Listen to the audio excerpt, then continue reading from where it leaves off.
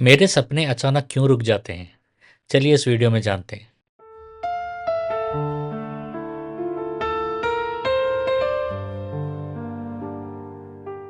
अंत तक जरूर देखिएगा। एक सवाल रहेगा और 3 सही जवाब देने वालों में से 2 जन को मेरा किताब इनाम मिलेगा और किताब बाय पोस्ट आएगा आपके पास। क्या आपके साथ कभी ऐसा हुआ है कि एक समय आप लगातार सपने देखते थे, लेकिन फिर अचानक हफ्तों नहीं, महीनों नहीं, एक भी सपना नहीं आया? जब ऐसा होता है तो पहला सवाल आता है, क्या परमेश्वर बोलना बंद कर दिया है? क्या कुछ गलत हो गया है? या क्या यह कोई आत्मिक संकेत है? आज मैं आपको इस विषय के ऊपर में कुछ बातें बताने वाला हूँ। सपने का रुकना हमेशा नुकसान का संकेत नहीं होता है। कई बार यह गहरी तैयारी का संकेत होता है। सपने का रुकना कोई खालीपन नहीं है, इसको ड्रीम साइलेंस कहते हैं। और ये ड्रीम साइलेंस वह अवस्था है जहाँ परमेश्वर दिखाने से ज्यादा अंदर स्थिर करने का काम ज्यादा करते हैं। सब उपदेश 3:7 में परमेश्वर कहते हैं, चुप रहने का भी एक समय होता है। यानी परमेश्वर केवल बोलने वाला परमेश्वर नहीं, वह चुप्पी में भी काम करने वाला परमेश्वर है। हम सोचते हैं कि अगर सपने नहीं आ रहे हैं तो परमेश्वर दूर हो गए हैं हमसे या नाराज हैं हमसे, लेकिन बाइबल दिखाती है कि जब परमेश्वर आपको सपनों से आगे ले जाना चाहते हैं तो वे कुछ समय के लिए सपनों को रोक देते हैं। क्यों रोक देते हैं?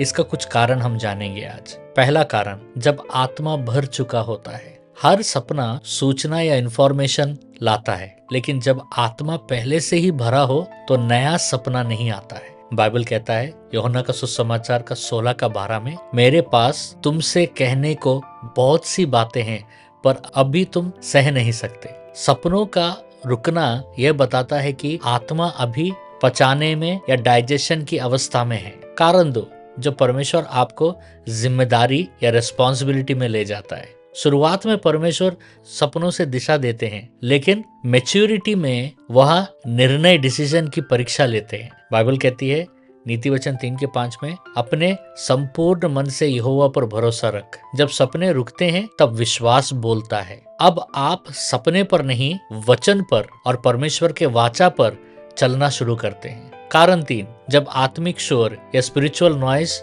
ज्यादा हो जाता है। बहुत ज्यादा डर, बहुत ज्यादा सोच, बहुत ज्यादा स्क्रीन टाइम, बहुत ज्यादा आवाजें आपसे जब बात करने लगती हैं तो ये सब सपनों की क्लैरिटी या स्पष्टता को रोक देता है। बाइबल कहती है भजन संहिता 46:10 में, चुप रहो और जानो कि मैं परमेश्वर हूँ। जहाँ आत्मा शांत नहीं, वहाँ सपने साफ नहीं होते हैं। इसलिए परमेश्वर इंतजार करते हैं कि जब हम अंदर से शुद्धिकरण में प्रवेश करते हैं तो फिर से सपनों के द्वारा परमेश्वर संपर्क करना शुरू करते हैं। एक छोटा सा सूचना है, जनवरी 5, 2026 से हर सोमवार, मंगलवार और बुधवार मैं YouTube में रात को 9 से 10 बजे लाइव आऊंगा। उस लाइव में मैं आपके भेजे हुए सपनों में से 25 सपने चुनूंगा, उनका अर्थ बताऊंगा और फिर उस सपनों को लेकर मैं आपके लिए प्रार्थना करूंगा। बहुत लोग मुझे बहुत सारे सपने भेज रहे हैं और उनका अर्थ बताने के लिए कह रहे हैं, इसलिए आप अपने सपनों को नीचे कमेंट में लिख सकते हैं और जिस दिन मैं आपका सपना लाइव में मैं समझाऊंगा या एक्सप्लेन करूंगा, मैं आपको कमेंट में पहले से बता दूंगा ताकि उस लाइव को आप देख सके या आप रिकॉर्ड कर सके। तो प्लीज अपने सपनों को भेजना शुरू कर दीजिए। अभी मैं एक प्रार्थना करने वाला हूँ उन लोगों के लिए जितने जनों को सपने आना बंद हो चुके हैं। आप इस प्रार्थना का स्क्रीनशॉट लेकर प्रार्थना कर सकते हैं या मेरे साथ अभी प्रार्थना कर सकते हैं। चलिए प्रार्थना करते हैं। हे पिता, मेरी आत्मा को शांत कर। जो कुछ तूने मुझे पहले दिखाया उसे मेरे अंदर स्थिर कर। मेरे सपनों के समय को तेरी योजना के अनुसार बहाल कर और जब तू फिर बोले मैं सुनने के लिए तैयार हूँ। यीशु मसीह के नाम से आमीन। अब ये रहा इनाम के लिए सवाल। बाइबल के अनुसार कभी कभी चुप्पी या साइलेंस क्यों आवश्यक होता है? एक लाइन में भी आप जवाब दे सकते हैं। और गहरा जानना है तो मेरा किताब सपनों पर 100 प्रश्न जरूर पढ़िएगा। ये किताब आपको Amazon से मिल जाएगा। और ये रहे कल के सवाल के दोनों विजेता, स्क्रीन के ऊपर उनका नाम है।